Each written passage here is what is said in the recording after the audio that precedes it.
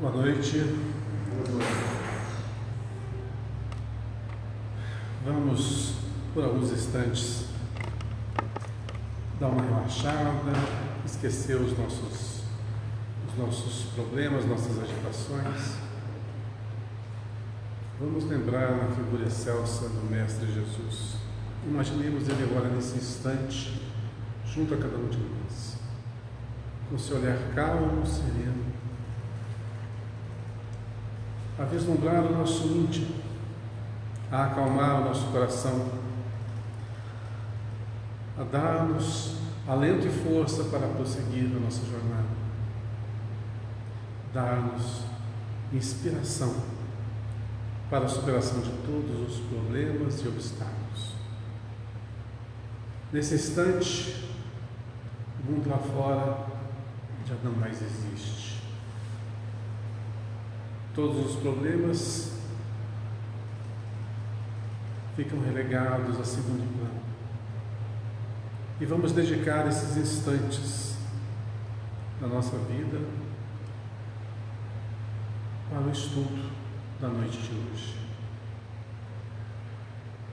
Estudo esse movido pela nossa vontade e determinação, pela ânsia de querer saber e querer aperfeiçoar-se. Sabemos que nossos mentores espirituais compartilham conosco desses momentos e muitas vezes as frases aqui ditas provêm de sua inspiração. Que hoje, mais uma vez, esta presença seja marcante em nosso meio, para que possamos mais compreender a perfeição do Evangelho, das lições benditas que foram nos concedidas, como bússola para encontrarmos o caminho da felicidade e da nossa evolução. Que Deus nos ampare, nos guie, nos proteja e nos fortaleça, hoje e sempre. Que assim seja. Nós vamos começar hoje, então, o capítulo 33 do livro Pão Nosso, do Emmanuel, psicografia do Chico Xavier. Vamos ver o capítulo 33 e 34. E, como de costume, só para relembrar que Emmanuel é aquela figura que não passa a mão na cabeça da gente, que não nos trata como criancinhas e que traz-nos a responsabilidade de tudo. E esse capítulo, o título é bem a cara dele: Trabalhemos também. Só por aqui dá para deduzir uma coisa: trabalhemos também. Trabalhar é o que? Construir, ter determinação naquilo que se faz. Também porque existem outros que também trabalham nas obras desse mundo. Então, esse é um convite para cada um de nós. Há um grande equívoco nosso, e isso vem de multissecular, de que para se conseguir o reino dos céus basta apenas adorar a Deus, sem saber o real sentido do adorar, Então, eu me lembro quando mais novo, bem mais novo, época de escola ainda, qual que era a interpretação que se dava para a adoração? Era simplesmente um ato externo,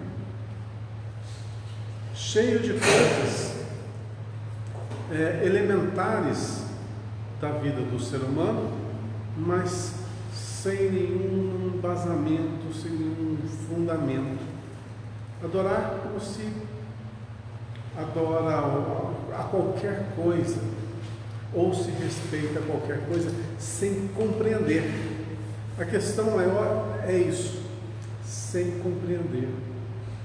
Então, quando se tem esse norte na vida, nós somos basicamente como cegos, caminhando sem saber aonde vamos nos aportar. Por isso, no plano espiritual, existem inúmeros locais onde são atendidos espíritos recém-chegados no plano físico que não sabem, não têm a menor noção de que já deixaram esse plano material. Chegam do lado de lá como se estivessem encarnados. E mesmo do lado de lá, mesmo desencarnados, não acham que estão desencarnados. Acham que estão vivos na matéria ainda. Isso no plano espiritual. Então vejam a importância do conhecer.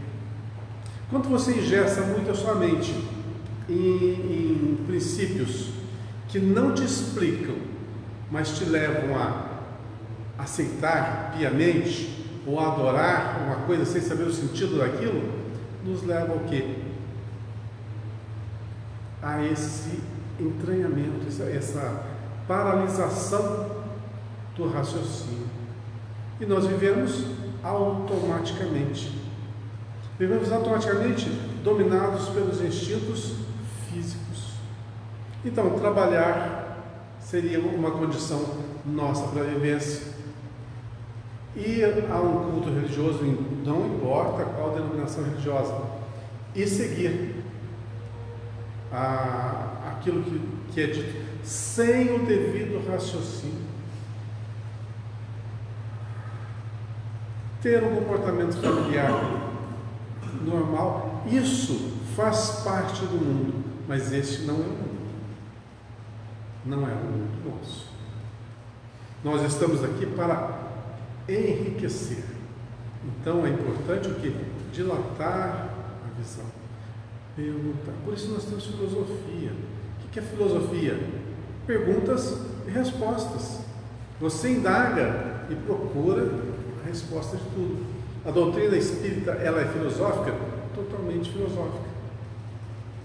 Também filosófica, científica e religiosa.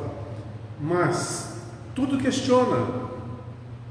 E tudo tem que ter uma resposta comprovada cientificamente. Aí assim o embasamento sobe. Então, para tudo se tem resposta hoje em dia.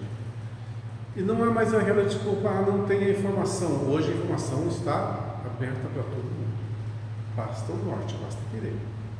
Então, nesse período que nós estamos vivendo de grande liberdade, é necessário saber que nós temos uma responsabilidade individual, responsabilidade para conosco, para nos levar a condições superiores.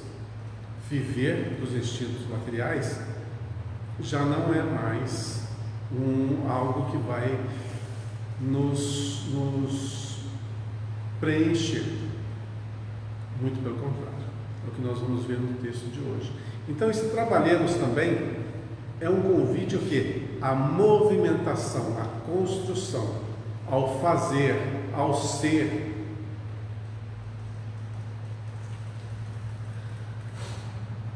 Afinal de contas, nós estamos evoluindo, nós estamos melhorando, aperfeiçoando para quê? Tem uma finalidade. E essa finalidade maior é o trabalho que há de vir. Mas a gente vai evoluir para trabalhar como se fosse um funcionário 24 horas por dia? Não levemos ao pé da letra.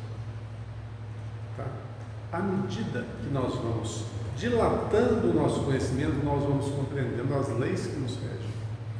Então, às vezes a gente sintetiza muito um texto em algumas palavras que dão uma conotação diferente da realidade. Uma condição simplista. E nada é simples nesse universo. Nada, absolutamente. Por isso a gente pega um texto pequenininho que a gente leria em 3, 4 minutos e transforma ele em 45 minutos aqui de um pequeno preâmbulo apenas do conteúdo imenso que está por trás de um simples capítulo desse livro. Tá? Então vamos ver o texto evangélico que está em Atos dos Apóstolos, no capítulo 14, versículo 15. Eu adoro esse negócio de falar capítulo 14, versículo 15, parece que a gente é religioso, né? É uma beleza, parece que a gente é um... Ninguém decora isso. Ninguém decora. A única coisa do Evangelho que eu consigo decorar é Salmo 23. Acho que todo mundo conhece Salmo 23, né? Fala um outro versículo e capítulo. A gente fala com isso uma citação, por caso de alguém realmente querer ir lá e pesquisar onde que está e ver o contexto, né? Mas gravar é impossível, não é impossível. E para você gravar tudo, você tem que ter uma vida inteira estudando só esse livro para você gravar. Eu fico bobo de ver esse pessoal que é mais estudioso, pega o livro dos Espíritos e fala assim, a questão 540 no livro dos Espíritos fala isso. Eu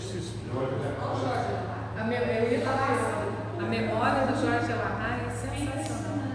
Pois é, eu tenho inveja. A única coisa que eu gravei, qual que é mesmo? A 909. A 909. Essa eu não esqueço. Pelo menos uma que eu vou levar daqui para lá. Qual que é a questão 909? Se cair na prova do lado de lá, eu já sei qual que é. Mas ele pediu para você recitar, aí você pega o livro. Hã? Você consegue falar ela de cor, você olha o livro? Não, ainda não. Então, você decorou o contexto, né? O objetivo, mas Pois é. Ah, não, peraí. a poesia você consegue. Deixa eu retificar, eu sei duas questões. A questão 1 e a 909. Eu ia falar. A 1 tem jeito. Então, Mas poesia você consegue decorar. Algum.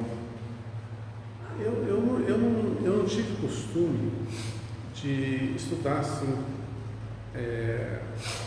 pegar o livro escrito questão por questão e ir direto. Eu sempre fui pulando, aleatoriamente. E nunca me prendi à numeração.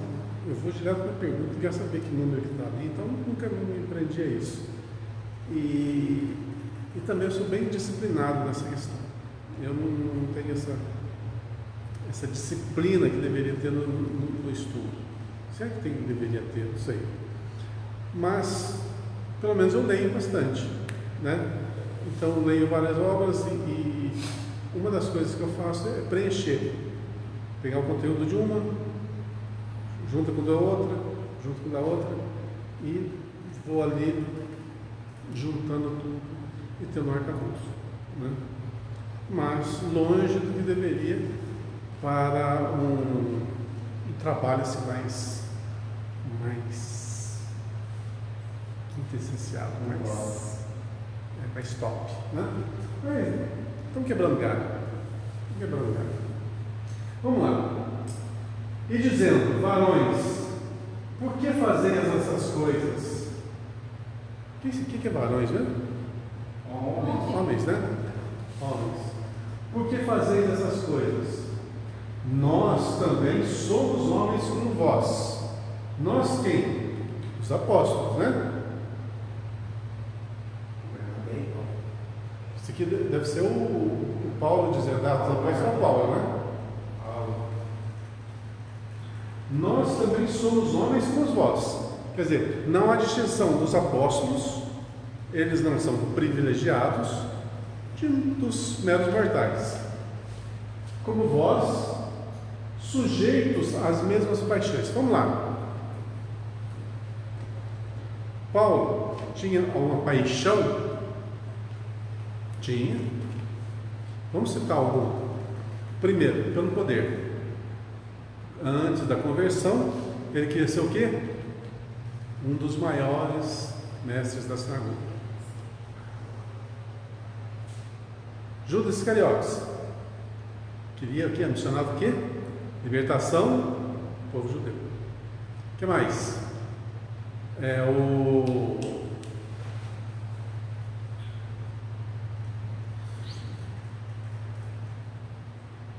Esqueci o nome do rapaz. Simão. Não é o Pedro, o outro. Zelote, isso. Também queria libertação do povo. Levi, Mateus, era aquele mais ligado ao quê? Ao dinheiro. Você pode ver que são pessoas iguais a nós. Eles tinham coração bom? Tinha, todos tinham. Judas tinha? Tinha. Jesus amava Judas Iscariotes? Muito. Muito. E ele também amava Jesus. Também. Havia um respeito, um sentimento grandioso. A gente pode notar isso lendo as seguintes obras.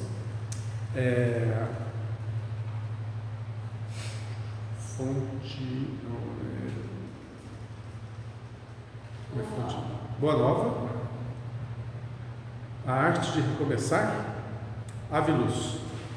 São 3 livros parecidíssimos.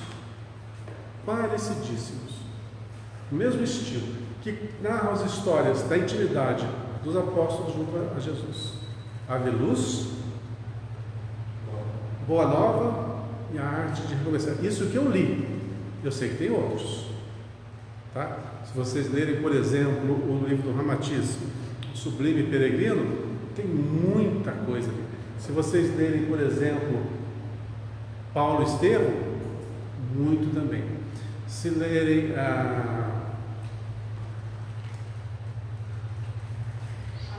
Médico de Homens e de Almas, Essa psicografia de Paulo. A Amélia Rodrigues fala muito também de Pedro.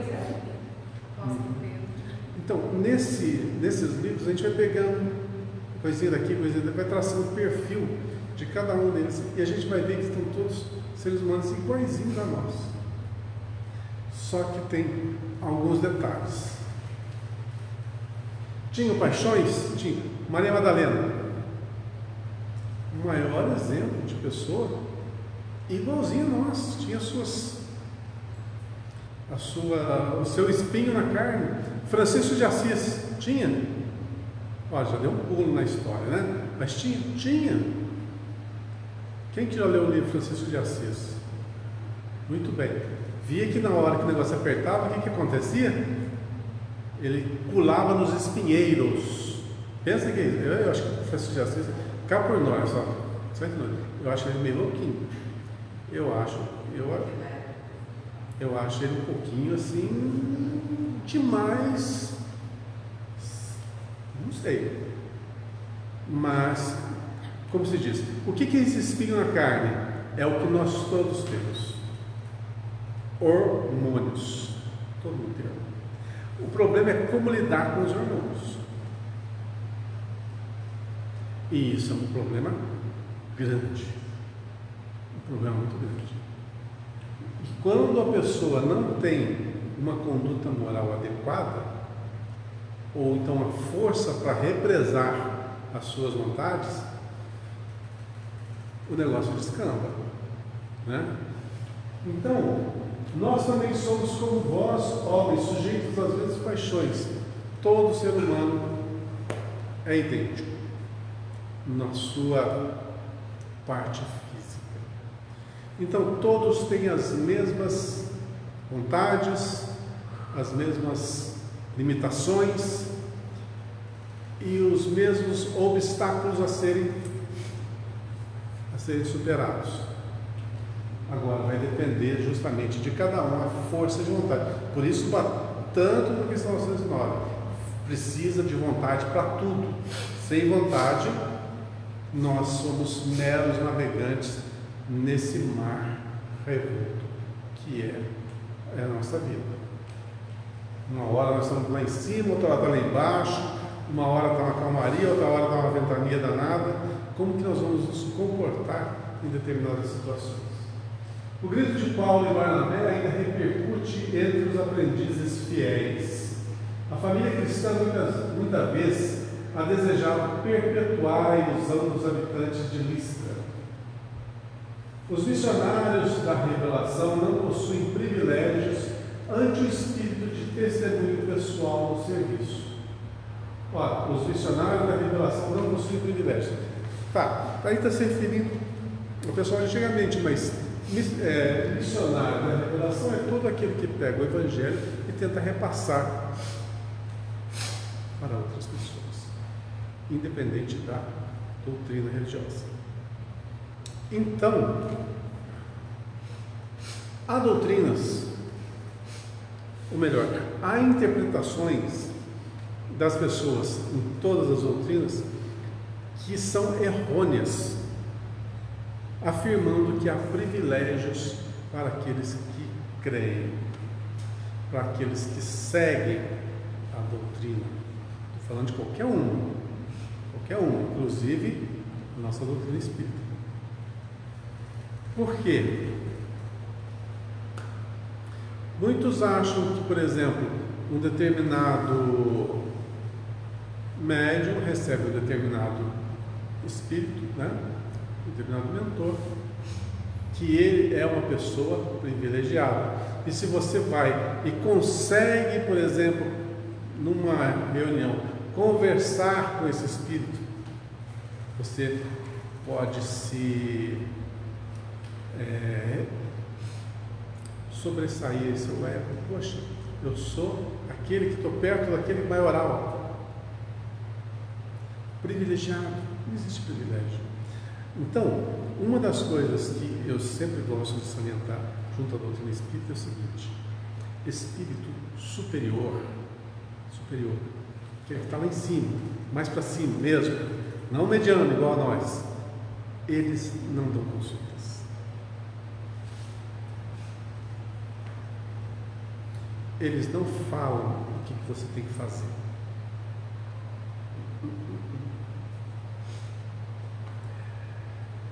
Eles não te pegam no colo e te ajudam a superar os obstáculos que são os seus.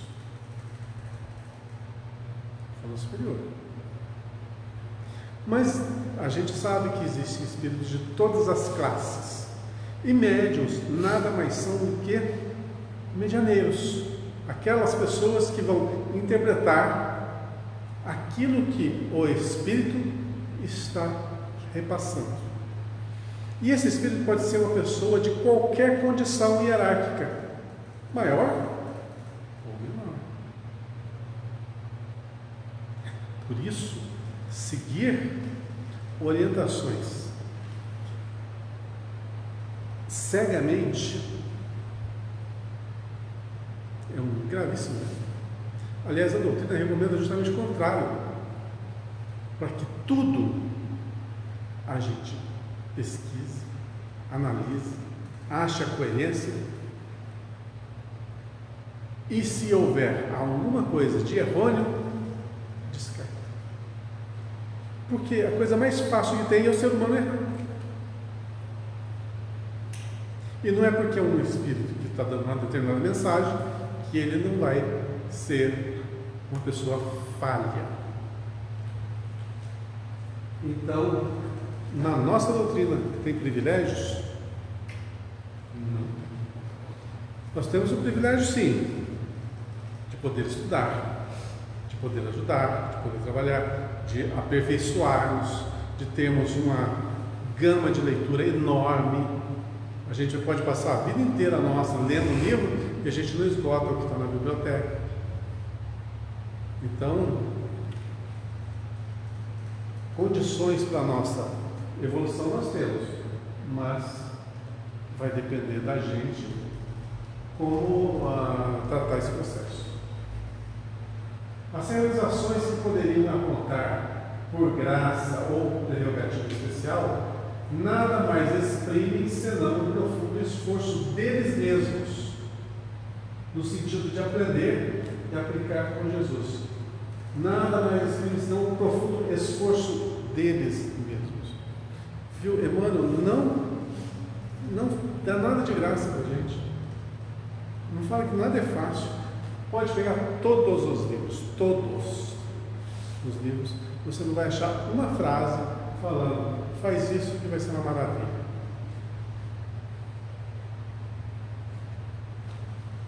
Porque isso seria incorrendo numa inverdade.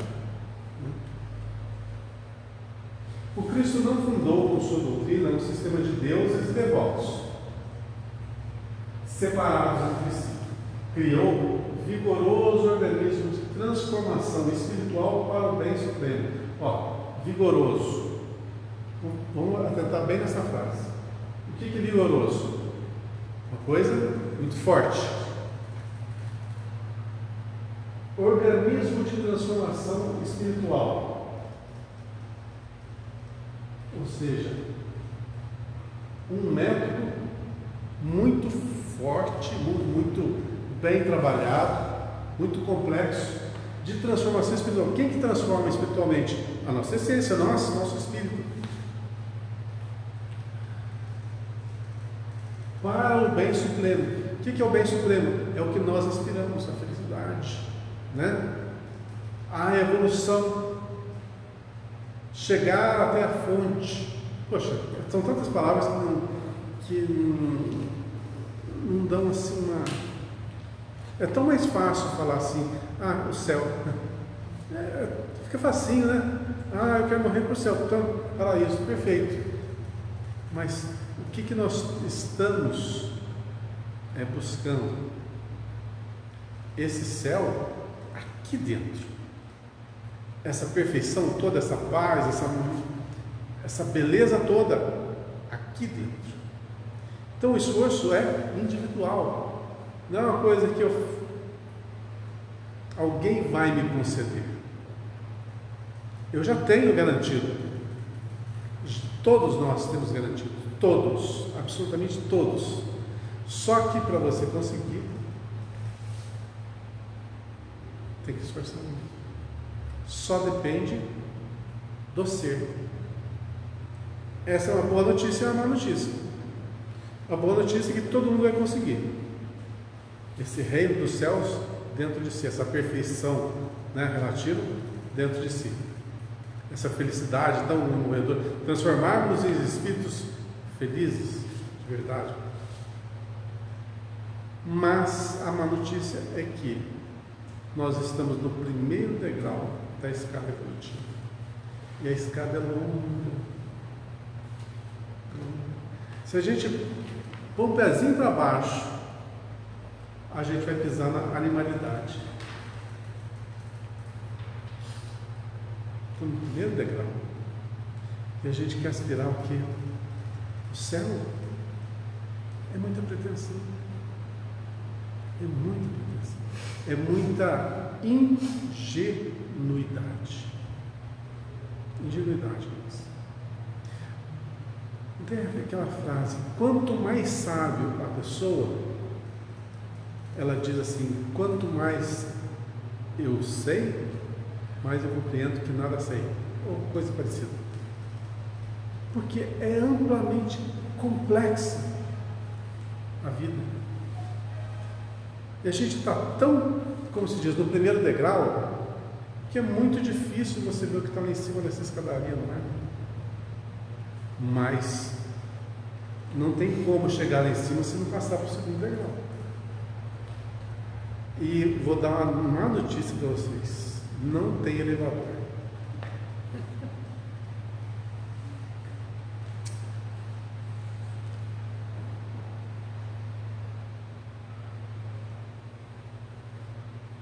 O Cristo não fundou a sua doutrina no sistema de Deus e devotos separados entre si.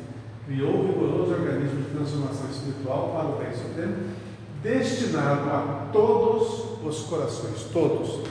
Todos quer dizer o quê? Qualquer um, mas que esteja sedento de luz. O que é sedento de luz?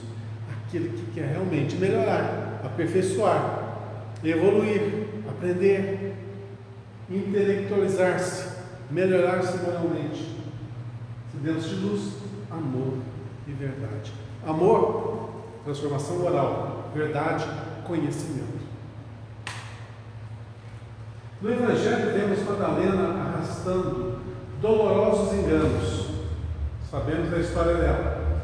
Paulo perseguindo ideais salvadores. Sabemos dos equívocos de Paulo. Pedro negando o divino amigo. Sabemos dos defeitinhos que Pedro tinha. Coração enorme, porém ainda rude. Marcos em luta com as próprias citações. Falando em Marcos, esqueci de citar o livro de Marcos, O Segredo do Reino, que infelizmente eu pus na biblioteca e depois alguém doou, não sei para. É uma relíquia aquele livro. É uma pena ter doado. Não sei para onde vai parar. E é um livro assim que tem tanta informação necessária para que a gente possa entender a história do cristianismo. É uma pena ter sumido da biblioteca. Espero que um dia esse livro retorne. Se bem que eu vou ter que comprar novamente esse livro no selo, porque é uma obra que tem que ter na nossa biblioteca. Não é um livro espírita? Não é. É um historiado, assim como Médico de Homens e Almas, assim. Mas é um enorme best-seller que deveria estar lá. Né? Mas, como é livro antigo, às vezes pegam os livros mais antiguinhos um pouquinho e põe para doação. Só que o conteúdo que está ali dentro é inestimável. Tá? O Segredo do Reino. Vamos ver se a gente readquire ele de volta. Então, que narra a vida de Marcos, desde o começo. O livro começa assim, ele chegando na cidade, se hospeda na hospedaria, abre a janela do quarto onde ele se hospedou e olha para o monte assim e vê 3 cruzes. Aí ele vê aquelas cruzes lá em cima do Gólgota, aí que começa a história. Quer dizer, o Marcos entra na história do cristianismo quando Cristo morre. Então é mais um dos evangelistas, né, que não conheceu Jesus, assim como Lucas. A história de Lucas também, embora um pouco romantizada, fizeram no livro Médico de Homens e Almas um Lucas assim mais herói, né? Deu uma rebuscadinha ali, mas as informações que estão ali presentes são muito importantes, importantíssimas, coisas valiosíssimas. Tem muito livro bom. Todos esses livros que narram a trajetória dos primeiros cristãos são divinos.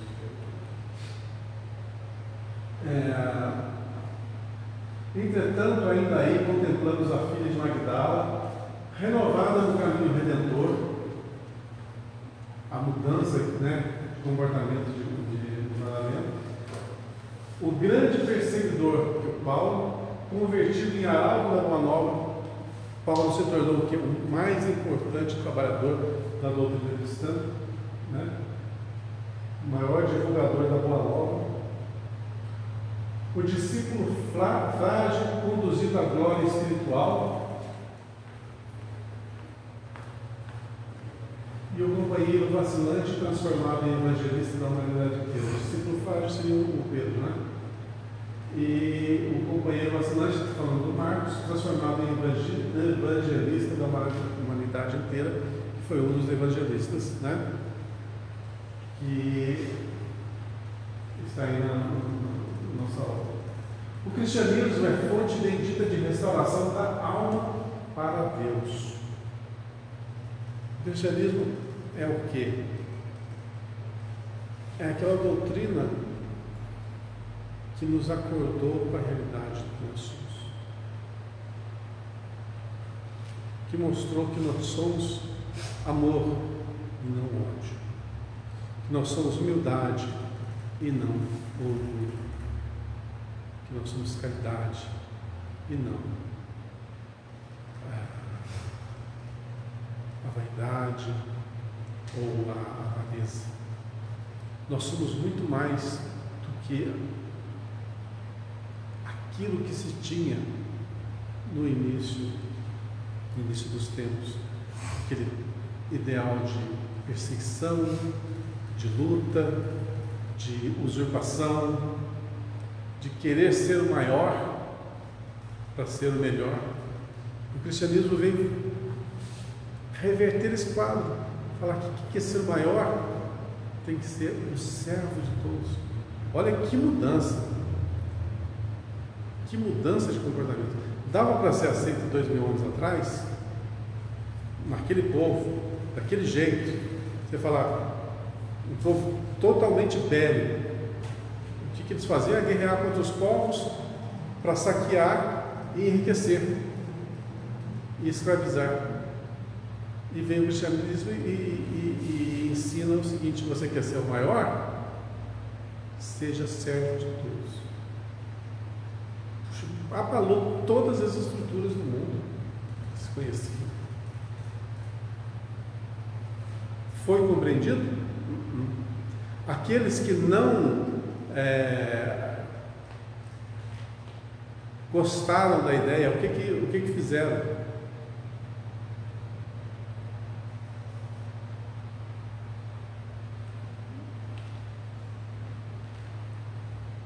Seguiram a ele? Não, perseguiram. Deu no que deu, né?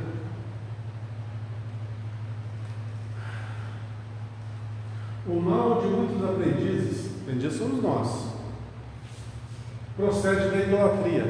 Idolatrar não leva a nada. Nada.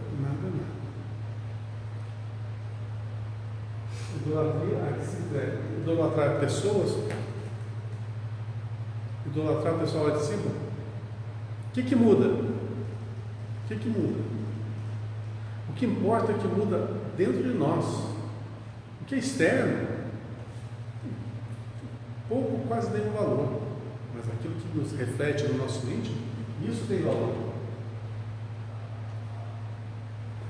O mal de muitos aprendizes procede da idolatria que se entrega em derredor dos valorosos expoentes da fé viva, que aceitam no sacrifício a verdadeira fórmula de elevação.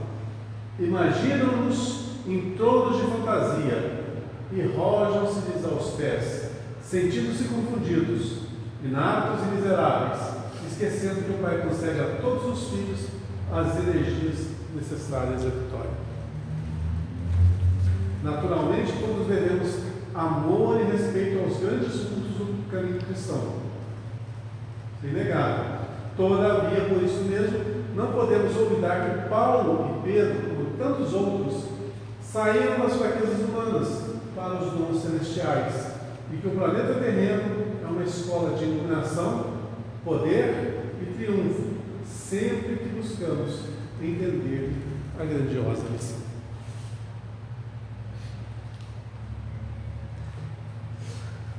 Agora, vamos raciocinar aqui. A gente sabe que a nossa vida tem curta duração. Vem do berço até o túmulo aqui, 7, 8, 9 décadas. 9 décadas é geralmente o máximo que está acontecendo por aí. Um ou outros 10 décadas. Geralmente é 8 ou 9 décadas na vida normal. A primeira e a segunda década são de aprendizados. Você está se construindo como ser ainda, se enriquecendo, aprendendo, né? Da terceira até a sexta, sétima década é aquela que você realmente vai trabalhar. E depois, a última é aquela que você já está se desapegando para retornar ao plano espiritual. Muito bem. Nesse caminhar,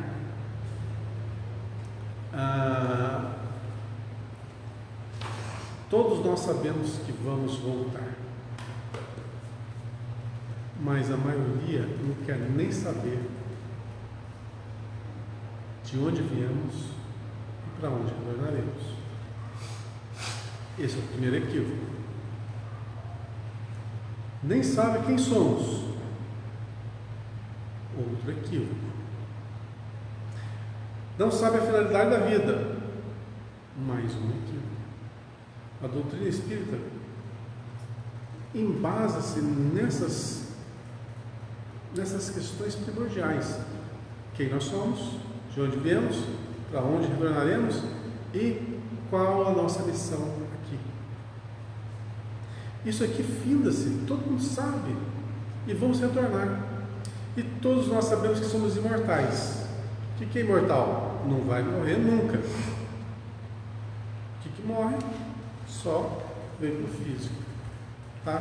A jornada termina, mas a vida prossegue. E somos imortais, temos toda a imortalidade, toda a eternidade para viver. O que é 8 décadas perto da eternidade? Uma fração de tempo muito pequena. Pois é.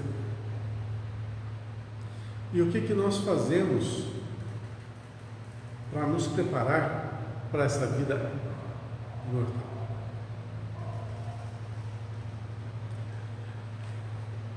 Muitos fazem absolutamente nada, mas isso é compreensível. Por quê? Como eu disse, nós acabamos de dar o pezinho do primitivismo. Estamos no primeiro degrau, estamos acordando para a realidade espiritual, começando a olhar para cima e ver que existe um mundo vasto a ser explorado. E que só pode ser explorado por nossa determinação e nossa vontade. E que para subir essa escada imensa, nós precisamos de um corpo muito forte para aguentar essa jornada. Só que a gente espera descansar, né? Quando chegar a minha velhice, quando eu morrer, eu quero descansar. Descansar do quê? É tão assim, falta de pensar, que quem cansa é o corpo físico. Todo mundo sabe que é o corpo físico que cansa. E quando você morre, você deixa o corpo físico para lá. Então como é que você vai ficando? Cansado se você não tem corpo físico? Você tem um espírito que é plena energia, só que totalmente despreparado, porque na hora de se preparar lá no plano físico, você não se preparou. Você é totalmente analfabeto das coisas divinas, porque não estudou, não aprendeu nada. É um indisciplinado comportamental, porque não refreou os seus instintos animais, não desenvolveu o seu sentido moral e não construiu laços afetivos enquanto encarnado. A intelectualidade diminuta porque teve preguiça de ler, achava desnecessário a compreensão do aprendizado. O que acontece? Vai subir essa escada? Não. Vai continuar no primeiro degrau. E muitos fazem a viagem de volta. Põe o pezinho debaixo do degrau de baixo, aonde está o ser mais primitivo. Tem isso? O espírito retrograda? Não. Mas ele vai rever as lições mais duras para aprender a dar valor àquilo que tinha. Isso acontece? Infelizmente acontece. Ou felizmente acontece. Felizmente porque a gente sabe que tudo isso é passageiro. Tudo isso vai passar e dependendo do nosso desempenho, isso pode ser rápido até. Mas, infelizmente, porque perde-se uma grande oportunidade de ascensão. Olha só, o que nós temos? Vamos lá. Tem água quente no chuveiro? Tem energia elétrica? Tem televisão? Hoje a televisão está caindo em desuso, né? Tem celular? Tem 2 refeições, 3 refeições por dia, 4 refeições por dia.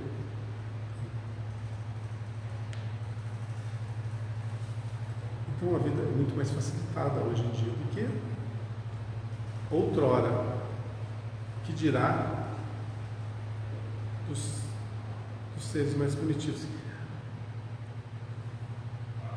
Que o digam os nossos índios da Amazônia, né? Que ainda em 2024 são relegados à caça e à pesca e à cultura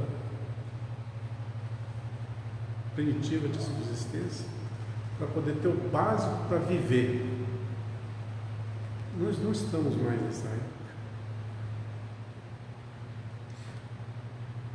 Bom, é uma vida dura? É. Mas a gente quer voltar para lá? Não quer.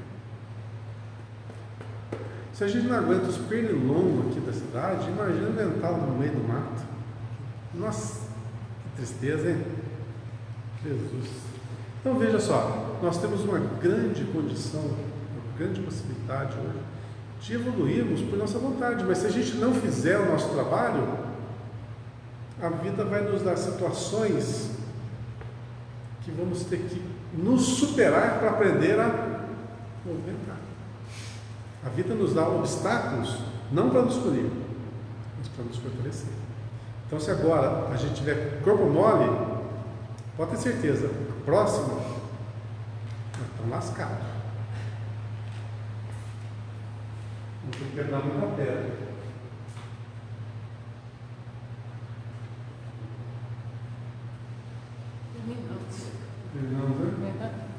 Muito bem. Vamos para o próximo. Então, o próximo é o 34º. Esse que a gente viu chama-se Trabalhemos também. Trabalhemos também. Então, é um convite nosso ao trabalho, qual? De reforma íntima e intelectualização do ser. Me preocupa isso, porque a gente é fácil a gente se intelectualizar, o difícil é a gente pôr uma obra. Então a gente espírita, às vezes é muito bom de conhecimento, mas de ação. É a parte mais difícil. Conhecimento é fácil. Eu acho que talvez por séculos e séculos de condicionamento no pensamento, de assim, faz o mínimo para receber o máximo. Você segue aquilo, você ganha o céu. Então a gente já tem condicionado o mínimo esforço para a máxima recompensa. Então isso está, não agora, já está intrínseco no nosso inconsciente. E a gente aspira o jeito mais rápido de conseguir a evolução. Mas eu acho que o jeito mais rápido é o trabalho. É o fazer. É complexo demais porque cada um de nós é diferente. Eu tenho uma linha de raciocínio, cada um tem a sua. Então, o que a gente pode fazer é um inspirar o outro. Por isso é muito importante você ouvir o que o outro diz, compreender o que o outro diz, entender aquele universo do outro para você ajudar a compor o seu próprio universo.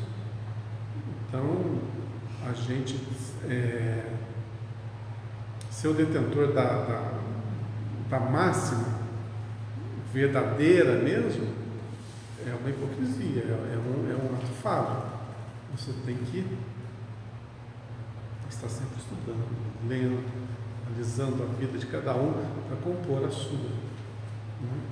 Não existe forma, faz isso que vai ser uma beleza. Não vai ser. Porque nós estamos domando o quê? Nosso íntimo, nossa essência. Cada essência é diferente. É complexo, é amplamente complexo. Mas, graças a essa complexidade, nós todos somos uns diferentes dos outros. Essa é a parte boa.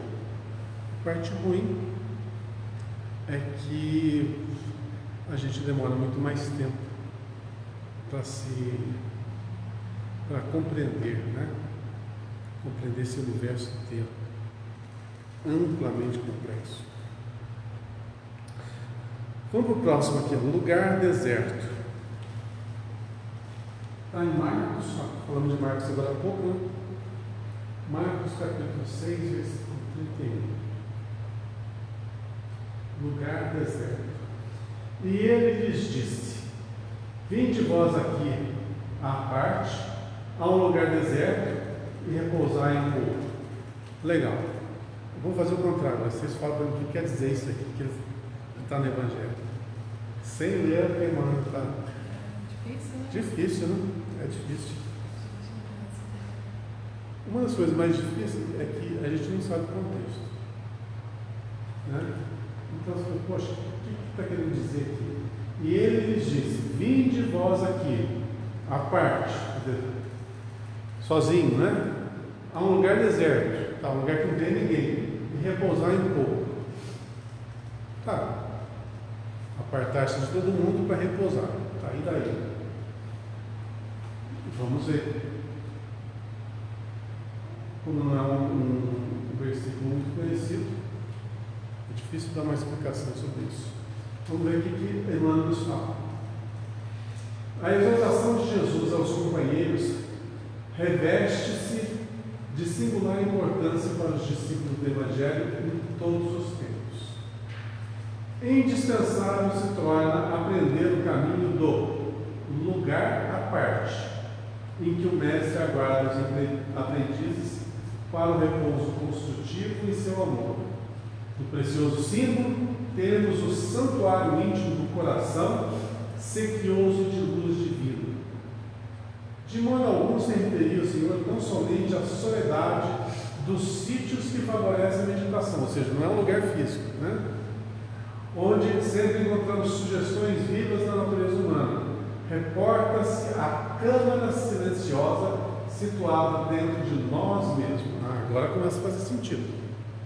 Viu como é que ele tem que compreender melhor, não é levar o pé da letra, porque o pé da letra fica sem sentido.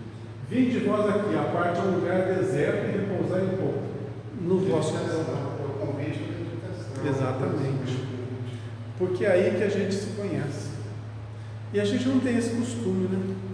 Pelo menos eu não tenho esse costume de parar e pensar em mim, o que eu sou, os meus defeitos, os meus acertos. Ou seja, não é muito da nossa cultura ocidental, é muito da cultura oriental fazer isso, né? Ocidental nós somos mais adrenalizados, né? Essa aí foi nova. Ouvir o silêncio. A gente não está acostumado a ouvir o silêncio. O pessoal fala, o que é isso? Ouvir o silêncio, fica quieto, com a mente, caladinho. Tanta informação. Pois é, esse é um dos problemas que eu venho encontrando comigo. Porque no trabalho você já tem uma vida agitada, né? Agitação contínua. Só que eu não consigo desligar. Esse desligar é que é um ponto-chave. O que eu tenho feito? Estou falando de mim. Eu tenho feito. Na hora que eu chego em casa, não consigo desligar a mente. Então, para desfocar dos problemas, do trabalho, de tudo mais, você vai para a TV, vai para o YouTube, vai para os filmes. E você continua com o seu cérebro ligado muito tempo. Então a vida vai passando, você está robotizado. Esse é um dos problemas que eu já identifiquei, que eu acho sério, é um problema muito sério, porque eu acho que mexe com a estrutura química do cérebro, é uma coisa viciante, que você já faz automaticamente. E quando você não faz, você se sente inquieto. Isso é sinal de que seu cérebro está se viciando.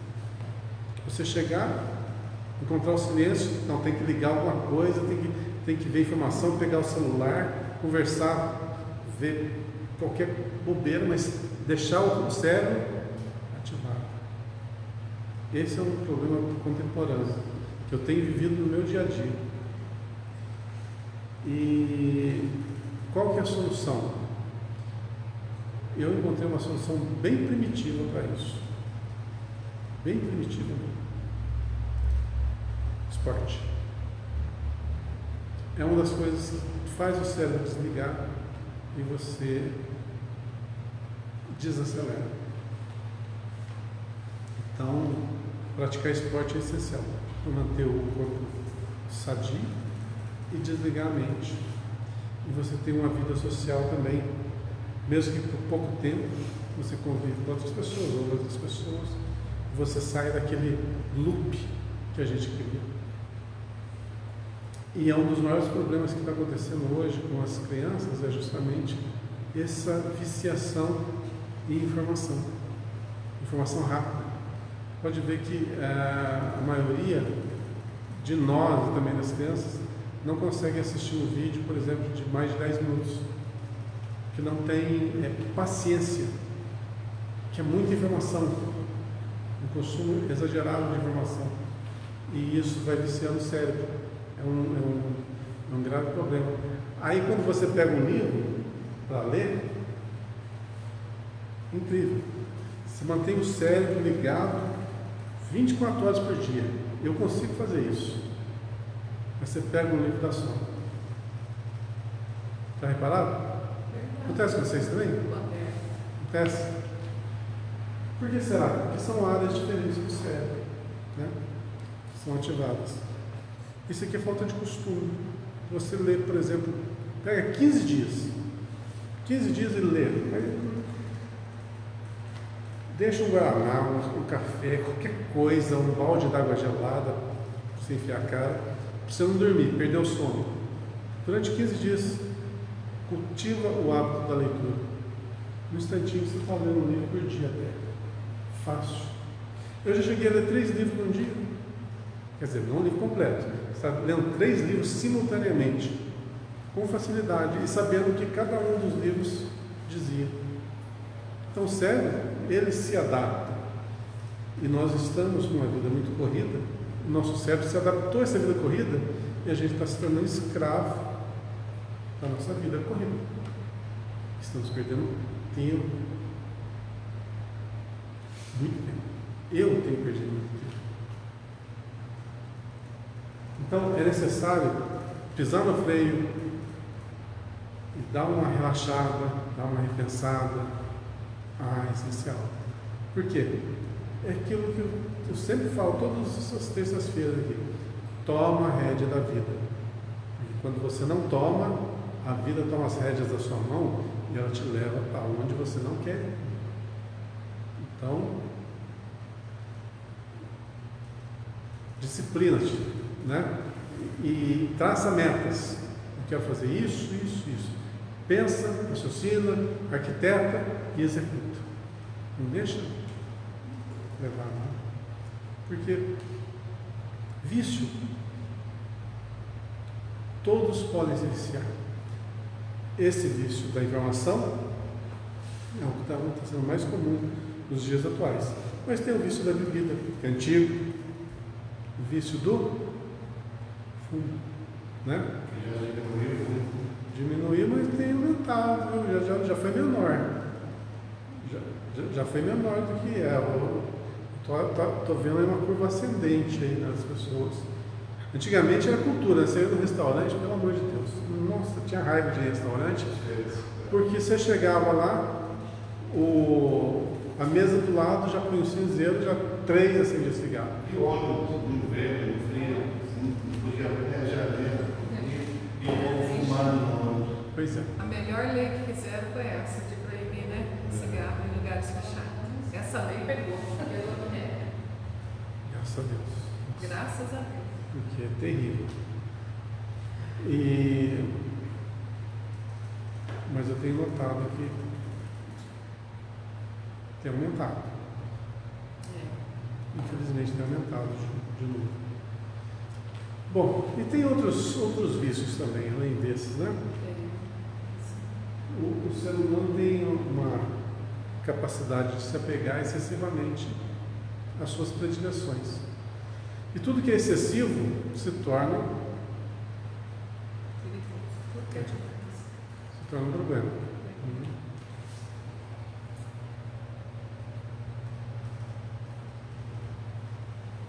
Onde que eu parei?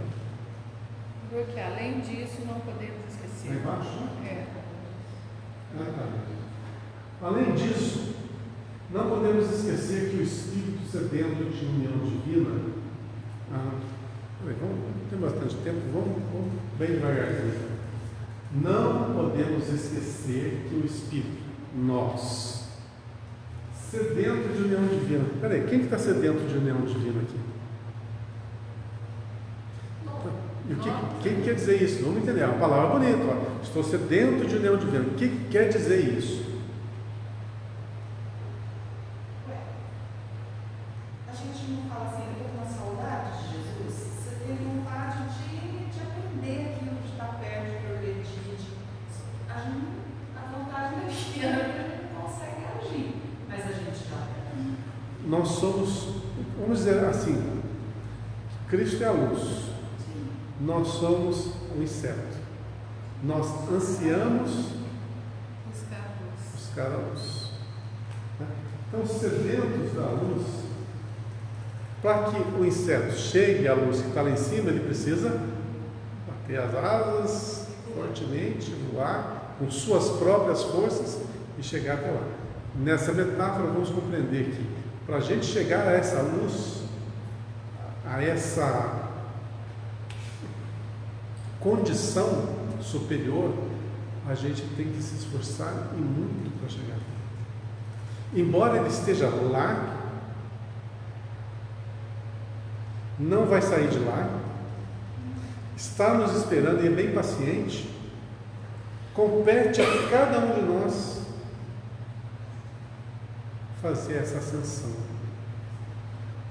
E o mais interessante é que essa luz que nos ilumina é a mesma que nos anima, que nos dá força para que cheguemos a Ele. Compreende? Ele nos dá força, mas quem tem que esforçar-se, utilizar dessa força para evoluir somos nós. E essa evolução, ela se dá assim, de uma maneira complexa. Não é só trabalhar, por exemplo, o amor e a caridade. É o essencial? É o mais importante? É. Mas tem que trabalhar também o intelectual. Trabalho só intelectual. A minha condição moral está meio de lado, vai fazer falta. A gente vai até determinado ponto e estaciona. Por quê? Equilíbrio. Imaginemos que nós somos uma balança. Nessa balança está aqui evolução moral, evolução intelectual. Tem que estar em equilíbrio para a gente ascender. Só tem uma asa. Só tem evolução moral, intelectual. Você sabe alguma coisa? Não sabe nada. É entre aspas, um burrinho. Muito bom, muito contato, muito trabalhador, mas é um burrinho. Está faltando. Sabe o que a espiritualidade faz nessas condições? Tira um dos cenários da nossa vida. Como assim? Vamos supor que eu seja um grande matemático, físico, químico, alguém ligado a essa ciência. E todas as minhas últimas encarnações dediquei-me a aprender essa ciência. E a parte moral, zero. Não me dediquei, só dediquei à ciência. Então chega um ponto que eu estou totalmente desequilibrado. Eu preciso fazer a melhoria, a evolução desses caracteres. O que acontece? Nós reencarnamos, às vezes, em condições em que o nosso cérebro não consegue assimilar. Nascemos assim, emborrecidos. E por mais que a gente queira, a gente não consegue aprender aquilo. Não que apagou do nosso subconsciente. As informações estão lá. Só que o veículo físico foi programado para ter limitações nessa área, para que eu pudesse desenvolver outras áreas. Isso acontece mais do que a gente imagina. Porque nós todos somos amados e guiados, e tudo que nos acontece é para o nosso bem. Se tal não fosse, Deus não seria bom e justo como é. Se Ele é bom e justo, tudo que está acontecendo para conosco é aquilo que precisamos, não o que merecemos. Às vezes merecemos muito menos do que nós temos, mas é o que nós precisamos para o nosso desenvolvimento. Ok? E o que é mais bonito disso é que ninguém pode fazer nada com ninguém. Pode auxiliar, mas o crescimento é individual, faz a parte de Deus. Não tem jeitinho, Não dá para comprar. não tem propina, não tem nada. Você tem que fazer, se você já está passando todo o trabalho, individualmente e sozinho. E não adianta colar. Aí é uma justiça assim, É totalmente justa. É justa. totalmente. O justo é o quê? É o merecimento. Né? Você fez por merecer, tá, a recompensa. E todos os nossos atos, não sei como isso acontece, tá? Mas todos os nossos atos bons são computados. Todos. Quando nós chegarmos um dia, vai demorar, quando chegarmos do lado de lá,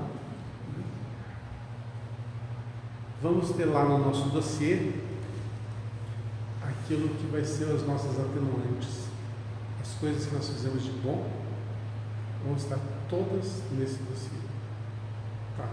Estou falando entre aspas, tá? Então, só para um jeito da gente entender a mensagem. E os nossos atos ruins vão estar todos na nossa consciência. E a gente vai saber, um por um, tudo que fizemos de errado. E quem que vai pedir para retificar esses atos vão ser a gente mesmo. Mas existe um mérito, né? Esse mérito é avaliado a partir do quê? Dos nossos bons atos. Que defeito eu tenho, todos nós temos. Estamos nesse mundo é porque tem defeito. Tem imperfeições a serem corrigidas. Só que quando a gente acumula também boas ações, elas vêm em nosso auxílio quando precisamos retificar as nossas posturas e vamos dizer assim, pagar os nossos débitos, né? Então, não nos vai faltar, por exemplo, suporte. Agora, suporte é uma coisa, outra coisa é alguém fazer o trabalho que nos compete. Isso não vai acontecer. Se você tiver que varrer chão a vida inteira, você vai varrer chão a vida inteira. Mas se você tiver merecimento, você vai ter outras pessoas do seu lado que vão fazer da sua vida um paraíso, mesmo você numa condição mínima. Tem pessoas maravilhosas ali te auxiliando nessa jornada. E você vai achar a sua vida maravilhosa, mesmo na extrema simplicidade. Afinal, a vida, a felicidade, ela não se encontra nos bens materiais. Tanto é que existem pessoas muito felizes aí que estão na mais absoluta miséria, que a gente acha que é uma miséria, né? As maiores dificuldades são felizes e agradecidos a Deus a oportunidade de estarem vivos, de ter um arroz e um feijão para comer, uma refeição por dia. E são realmente agradecidas a Deus e felizes. Como? Mérito, construção, desenvolvimento, essa série de fatores que a gente fala aqui e que realizaram, e mesmo em condições difíceis, isso não importa, porque a felicidade, o reino dos céus está aqui. Você pode ter tudo. Eu falo para vocês, uma Ferrari, por exemplo, não faz a felicidade de ninguém. E eu falo para você, se nós aqui estamos nesse ambiente físico, cada um de nós ganharmos uma Ferrari agora, nesse instante, a gente vai maldizer esse presente. Sabe por quê? Nós pagar o seguro IPVA, a gente não tem dinheiro. A gente vai à falência só para pagar IPVA e seguro para nada. Pois é, não adianta querer ter mais. Por quê? É uma coisa que no máximo vai fazer brilhar os nossos olhos por 5 minutos, depois apaga. Simplesmente assim.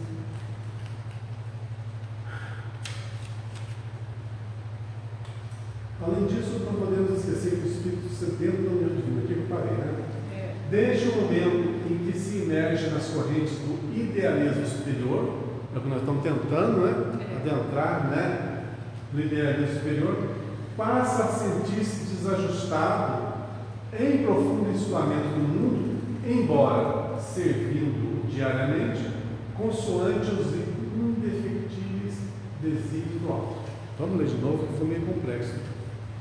Além disso, não podemos esquecer que o Espírito sedento da união divina, desde o momento em que se imerge nas correntes do idealismo superior, passa a sentir-se desajustado. A gente se sente meio desajustado? Sim. Se a gente olhar, por exemplo, assim, nosso pretérito, a gente vai ver assim, parece que eu fiz umas coisinhas erradas. Sim. Nossa consciência já acusa, Sim. né? Então, a gente se sente mais ou menos assim, puxa agora, em profundo isolamento do mundo, embora servindo diariamente, consoante os indefectíveis desígnios do alto. Ou seja, nós todos aspiramos à evolução. Isso é fato. Todos nós aspiramos. E todos nós temos defeitos. O negócio é o seguinte: corrigir esses defeitos. Para corrigir esses defeitos, tem que conhecê-los. Tem que conhecê-los. Tem que admitir também primeiro. Isso que é difícil. Orgulho. Tirando eu que não tem defeito nenhum, puxa vida. Mas a gente costuma não dar muita bola para os nossos defeitos. A gente pensa assim, esse é o meu jeito de ser. A síndrome da Gabriela. A síndrome da Gabriela. Eu nasci assim. Tá, entendi. Pois é. Não é. Quando a gente não muda pelas nossas próprias forças, o mundo faz a gente mudar. E muda de uma hora para outra. Como muda? Principalmente nós que somos tão vulneráveis, né? A gente é bem vulnerável. Uma coisinha que acontece pode mudar a nossa vida toda. Uma veinha que estoura pode mudar a nossa vida. Né? Então nós somos muito frágeis. Enquanto está tudo bem, o corpo está bem, a mente está sadia, nós temos condição de ir, fazer, realizar, façamos o melhor, porque vai acabar. Essa é a má notícia. Vira e mexe, eu tenho ouvido notícias, principalmente a idade vai chegando, a gente vai tendo boas notícias, né? De que pessoas que conviveram, que trabalharam comigo, uma hora para outra, foram embora. Assim, do nada. Pegou, sentiu mal, foi para o hospital, chegou morto. Estava normal, não tinha nada. De uma hora para outra, isso pode acontecer com qualquer um de nós. E não é uma, duas, várias pessoas. Então chegou um momento, e se, vamos supor, a morte nos surpreende. Aí a gente para, junta a nossa consciência e pensa assim: quanto tempo você viveu? X. O que você fez de bom? Aí você para, pensa. Pensa muito, muito. Acho que eu fiz 1, 2, 3 coisinhas boas. Quanto tempo você teve? Décadas. A consciência cai matando. E aí? Todo mundo deixa passar pelas coisas que eu não ficaria. Pois Essa é. grande coisa, se há quando eu Olha, uma das coisas que eu. Deixa eu usar a palavra certa.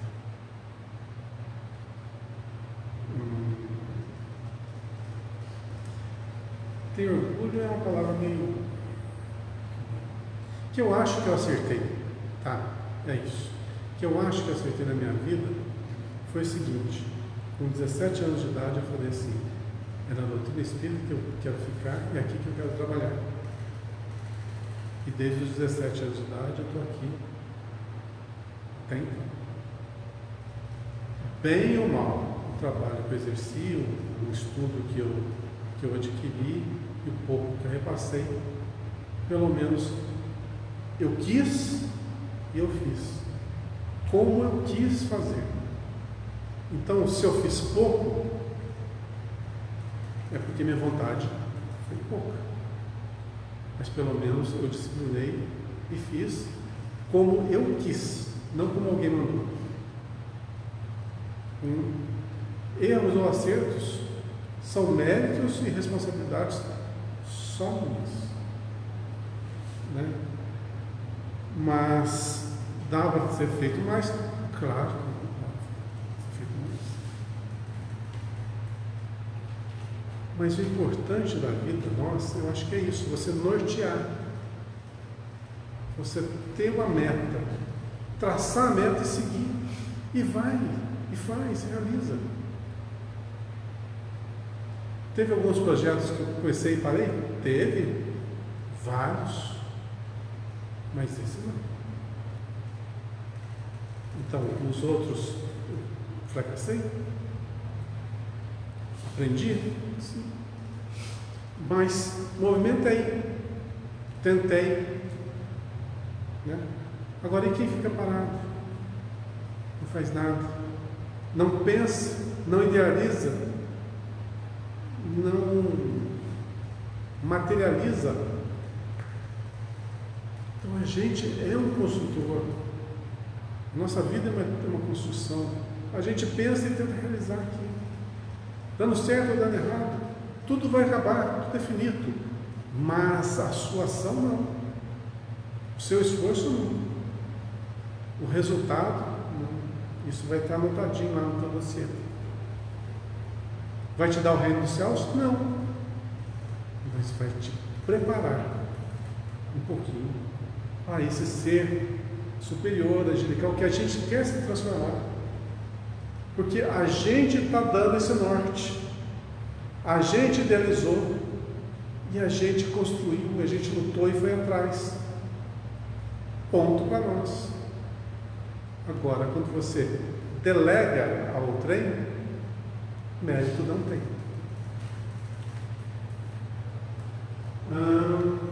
No templo secreto da alma, o Cristo espera por nós, a fim de revigorarmos as forças exaustas.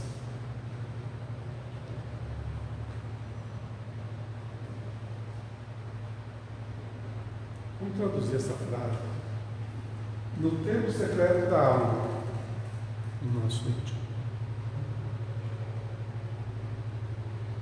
o Cristo espera por nós.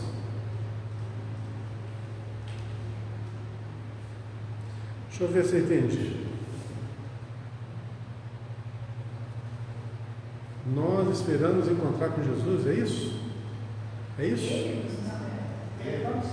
Ele nos espera desde sempre, né? Espera que a gente caminhe. Aí se encontra. Ele nos espera. Jesus? Ele está nos esperando. Em carne e osso? Não. Não. Não. É assim mesmo. Não. Ele Nós temos que espera. evoluir e chegar até ele, porque ele está lá nos esperando. Nesse lugar antropomórfico? É um antropomórfico? Ou seja, um corpo, um ser esperando? É isso? Não. Ele espera. Jesus é o pastor, ele conduz as ovelhas, nós somos as ovelhas, ele está nos esperando, graças a Deus que está. Tá.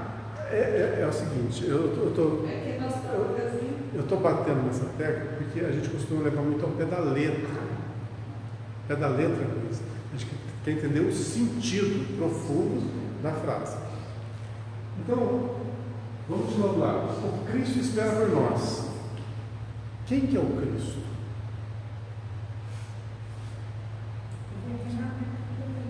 É O Evangelho. todo o contexto, todo o seu legado. Tudo isso espera por nós. Que a gente se transforme naquele ser angelical. Por que eu estou batendo isso aí? Porque a gente tem aquela ideia de que se a gente chegar a uma certa posição, a gente vai conviver com o Cristo. Fisicamente. Jesus senta aqui, eu sento do lado. Tá? Mas isso a maioria das pessoas pensam. Ingenuamente. É isso que eu quero deixar bem salientado. Quando fala assim, o Cristo espera por nós, é que todo esse legado que Ele nos deu, nos concedeu, que a gente aproveite para a nossa elevação. Exatamente.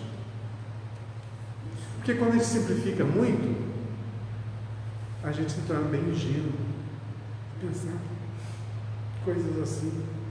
Tipo não falando mal, uns folhetinhos que a gente recebe por aí afora, que tem assim uma montanha desenhada com neve em cima, um pasto embaixo, uma criança correndo, abraçada no leão.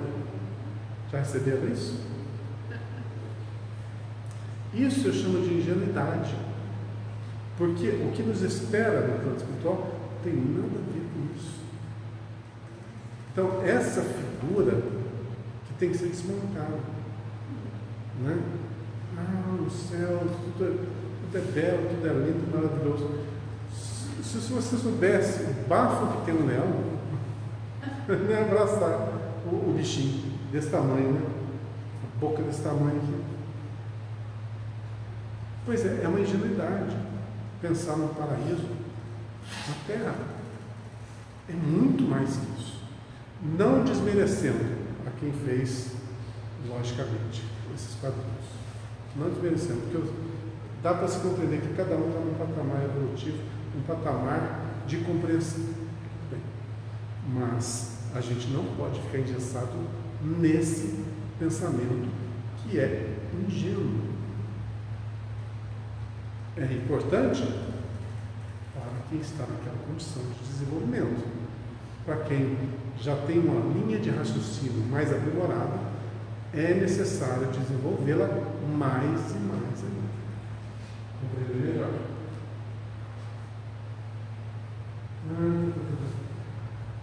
A fim de revigorarmos as forças exaustas. Por quê? Nesse interim nós vamos nos desgastar, vamos ter obstáculos, vamos ter que superar, mas vamos nessa superação encontrar essas forças aonde?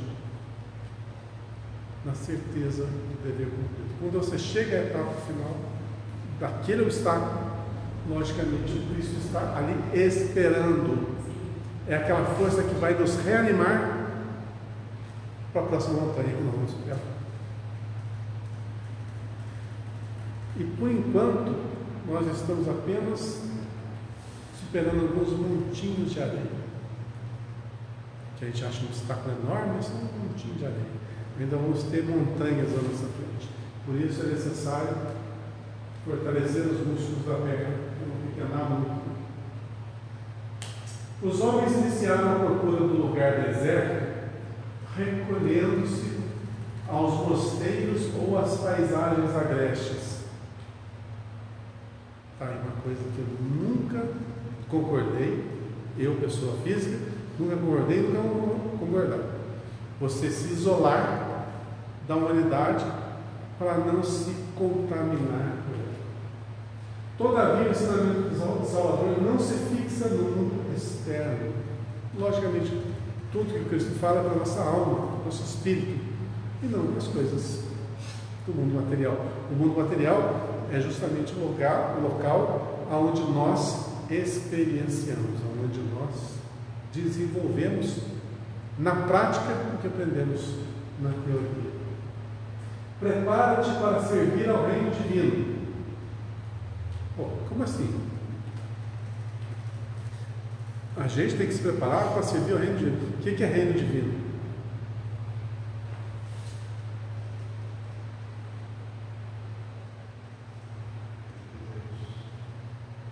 O que é o reino de Deus? O reino de Deus está dentro da gente.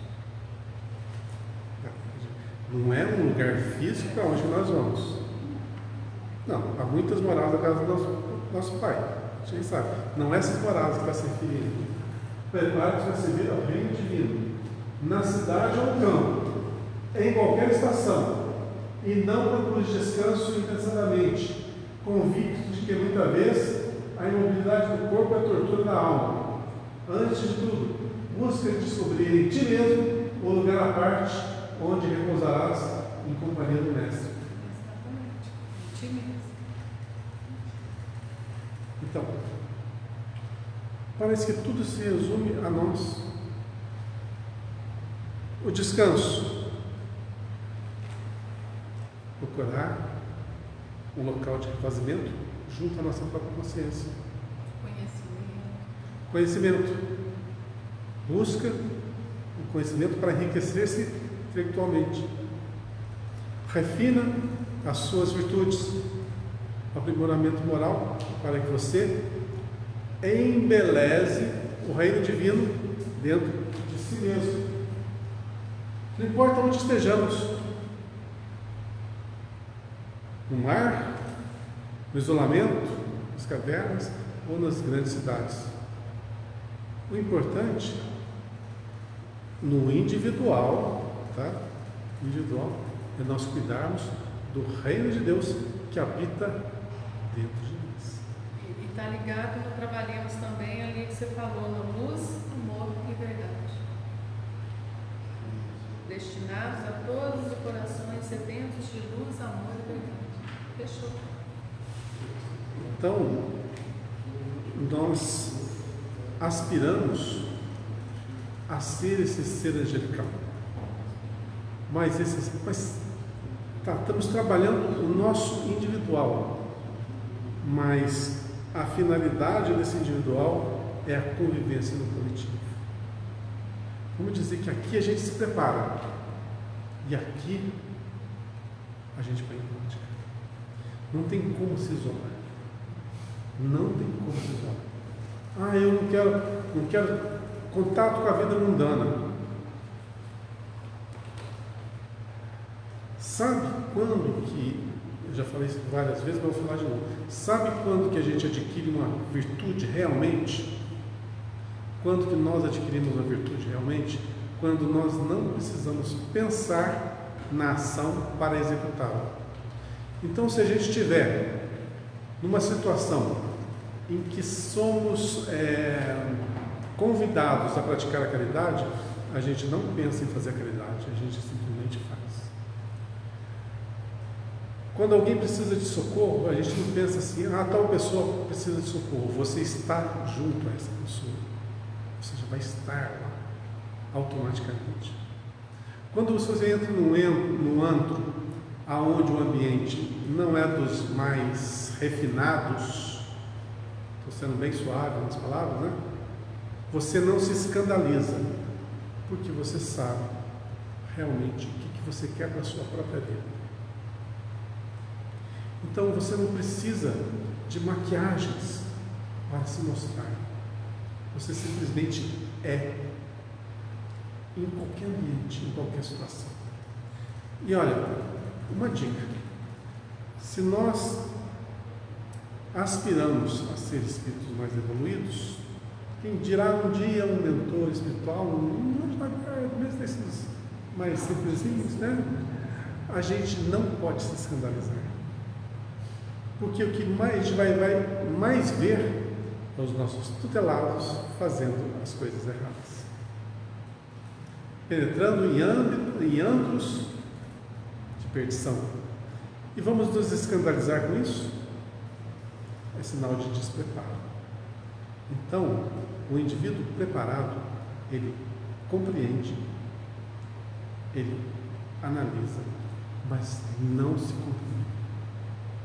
Lembrando que os anjos, ou os espíritos mais evoluídos, não habitam o céu, mas sim as zonas infernais, socorrendo os nossos irmãos que lá se encontram.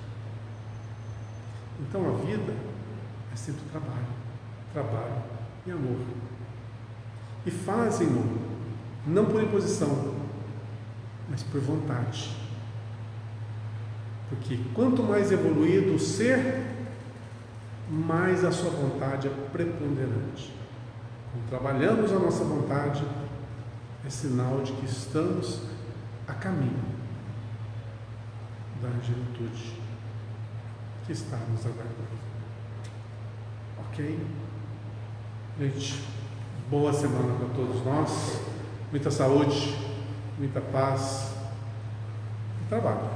Trabalho também.